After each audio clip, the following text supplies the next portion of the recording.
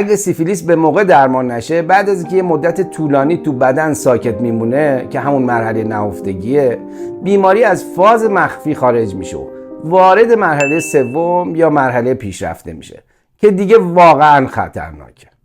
تو این مرحله باکتری دیگه کوتاه نمیاد و تقریبا به همه اندامهای حیاتی بدن حمله میکنه. این مرحله پیشرفته میتونه 10 تا 20 سال بعد عفونت اولیه ایجاد بشه. مغز به شدت درگیر میشه و بیمار دچار اختلالات شناختی جدی مثل فراموشی و تغییرات خلقی و رفتاری یا روانپریشی میشه و گاهی سیستم عصبی رو هم کامل فلج میکنه. قلب و رگ‌های اصلی بدن رو درگیر میکنه، رگ‌ها گشاد میشن و قابلیت‌های خودشون رو از دست میدن و نارسایی قلبی به وجود میاد. استخوان‌ها و مفاصل هم تحت تاثیر قرار میگیرن و دفرمه و بدشکل میشن. به طور خلاصه سیفیلیس اگه به مرحله پیشرفته برسه همه چیز رو نابود میکنه.